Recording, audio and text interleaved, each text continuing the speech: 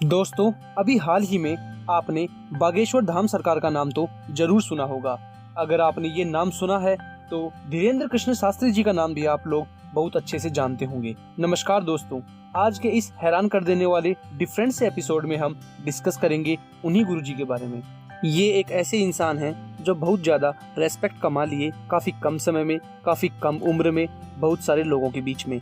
चाहे इंडिया की बात करें या विदेश की बात करें, उनकी लोग दिल से इज्जत करते हैं। उन्हीं के बारे में आज के इस वीडियो में हम डिस्कस करेंगे। दरअसल उनका जन्म 4 जुलाई 1996 को छतरपुर नाम की जिले के अंदर गड़ा नाम के एक गांव में हुआ। वह एक गरीब परिवार से थे। उनके दादाजी यहाँ पर मौजूद एक हनुमान मंदिर में बहुत बड़े पुजारी थे। काफी ज्यादा सिद्ध पुरुष थे। लोग उन्हें भगवान दास गुरुजी के नाम से जानते थे। उनका पूरा नाम भगवान दास गर्ग था। वो यहाँ पर मौजूद हनुमान जी का मंदिर, जिसका नाम था बालाजी सरकार, वहाँ पर रहते थे। उनकी पूजा पाठ करते थे, उनकी सेवा करते थे, अपना एक दरबार भी लगाते थे। लोग अपनी परेशानियां, अपनी अर्जियां, मनोकामनाएं लेकर उनके दरबार में पहुंचते थे। चमत्कारिक तरीके से उन लोगों की सारे मनोकामनाएं पूर्ण होती थी।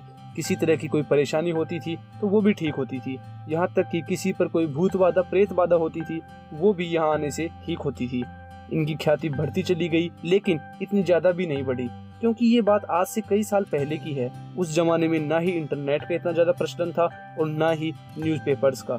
लेकिन धीरे धीरे समय बीता और उनके पोते का जन्म हुआ। वो 9 साल की उम्र से ही उस मंदिर की देखभाल करने लगे।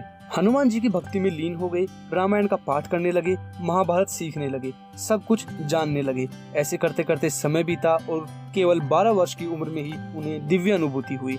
वो अपने दादाजी को ही अपना गुरुदेव मानने लगे। इस मंदिर के पास में ही उनकी समाधि बनाई गई और जैसे जैसे धीरेन्द्र कृष्ण शास्त्री जी बड़े होते चले गए, उनकी ये दिव्य अनुभूतियां बढ़ती चली गई। यहाँ पर दादाजी के बाद उन्होंने ये कमान संभाल ली। वो भी अपना दरबार लगाने लगे और धीरे धीरे इनकी ख्याति इतनी बढ़ गई जैसे कि इनके दादाजी की बढ़ी थी। इनके भक्तगण यहाँ पर आए और कुछ लोगों ने इनकी वीडियोस इंटरनेट पर डालना शुरू कर दिया। सोशल मीडिया में ये तेजी से वायरल हुए। कारण इतना कि इनके दरबार में कई सारे लोग अर्जी लगाने के लिए पहुँचते, अपनी मनोकामनाएं लेकर पहुँचते, लेकिन वो किसी को भी न जानते हुए के बावजूद भीड़ में से किसी का भी नाम लेते और अपने पास बुलाते और सामने वाले को कुछ कहने भी नहीं देते और उसकी सारी परेशानी अपने एक बोर्ड पे लिख देते। उनकी परेशानी का निवारण भी लिख देते, उनके माता पिता, रिश्तेदारों का नाम भी लिख देते और फिर चमत्कारिक तरीके से पूछते कि बताइए आपकी क्या परेशानी है।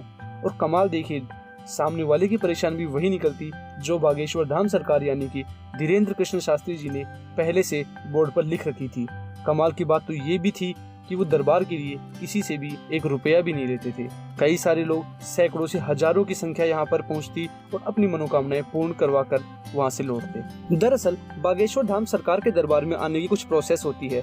उस प्रोसेस को आप पर्सनली सर्च कर सकते हैं। लेकिन यहाँ पर आने के बाद लोग एक लाल कपड़े में नारियल को लपेटते हैं। यहाँ पर जो बालाजी सरकार का यानी कि बजरंग बली का मंदिर है, उस मंदिर की 21 परिक्रमा करते हैं लगातार राम नाम के जप के साथ। इसके बाद ये लाल कपड़े के साथ नारियल को बांध दिया जाता है। यहाँ पर आने वाले लोगों का ये मानना है कि ऐसा करने से सारी मनोकामनाएं पूर्ण हो जाती हैं।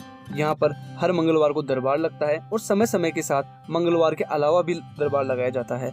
लाखों की भीड़ जुटती है। लाखों में से गुरुदेव किसी का भी नाम लेते हैं और उसकी परेशानियां दूर कर देते हैं। बागेश्वर धाम सरकार खुद को बजरंग बली के एक बहुत बड़े भक्त बताते हैं और ये कहते हैं कि बजरंग बली का सीधा सीधा आशीर्वाद उनके सिर पर है। बाबा जी का ये भी कहना है कि एक दिव्य सैनिक हमेशा उनके साथ रहता है और किसी को भी कोई भूत बाधा, प्रेत बाधा या कोई बाहरी परेशानी होती है तो उनका ये सैनिक उनके बताने के अनुसार ही सारे काम करता है और सामने आए हुए भक्तगण की परेशानी को ठीक कर देता है। धीरेन्द्र कृष्ण शास्त्री जी के बचपन की बात करें तो ये काफी गरीब परिवार के थे और बहुत ज्यादा पढ़ना लिखना चाहते थे, लेकिन इनके पिताजी के पास ज्यादा पैसे नहीं थे, इसलिए इनकी पढ़ाई में थोड़ी अड़चने आई। लेकिन इन्होंने 8वीं कक्षा तक अपने गांव में ही पढ़ाई कंप्लीट की।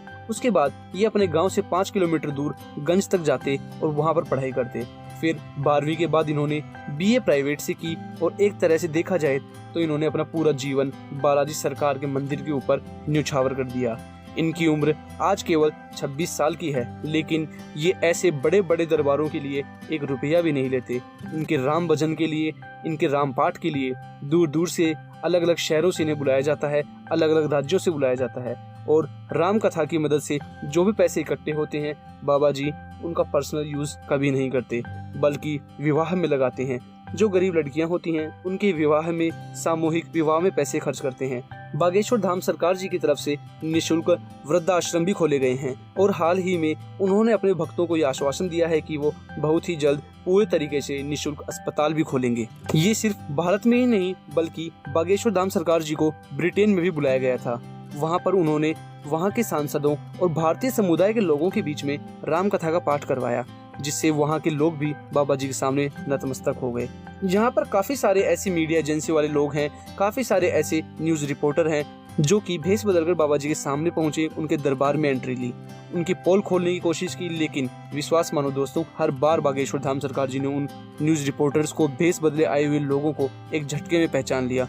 और फिर क्या था, बड़े बड़े न्यूज रिपोर्टर भी जो भेष बदलकर उन्हें एक्सपोज करने आए थे वो भी उनके सामने नतमस्तक हो गए। देखिए दोस्तों, बागेश्वर धाम सरकार जी सच में दिव्य पुरुष हैं या नहीं, इसकी पुष्टि तो मैं नहीं कर सकता, लेकिन एक चीज की पुष्टि मैं कर सकता हूँ कि बागेश्वर धाम सरकार जी एक बहुत ही अच्छे इंसान है, बहुत ही नेक दिल के इंसान है। जहाँ पर एक तरफ बहुत सारे लोग जो कि संतों का चोला पहनकर हम लोगों के बीच में घूमते हैं और जब एक्सपोज होते हैं तो उनके बारे में क्या क्या सच्चाई पता चलती है, वहीं पर बागेश्वर धाम सरकार जी बिना किसी फायदे के इतने बड़े बड़े काम किए जा रहे हैं, चाहे वो गरीब बच्चों की शादी हो, चाहे वो निःशुल्क वृद्धाश्रम हो, या फिर आने वाले समय में फ्री हॉस्पिटल की बात हो। बागेश्वर धाम सरकार जी बहुत अच्छा काम कर रहे हैं और शायद यही कारण है कि उनकी रेस्पेक्ट लोगों के दिलों में बहुत ज़्यादा है। दोस्तों, आपकी क्या राय है इसके ऊपर कमेंट सेक्शन में ज़रूर बताइए। और अब तक इस वीडियो को देख रहे हो तो लाइक जरूर करें, चैनल को सब्सक्राइब करके बेल आइकन को दबाकर ऑल के ऑप्शन पे क्लिक करें ताकि इसी तरह के हैरान कर देने वाले वीडियोस आप लोग जल्द से जल्द देख सकें। धन्यवाद।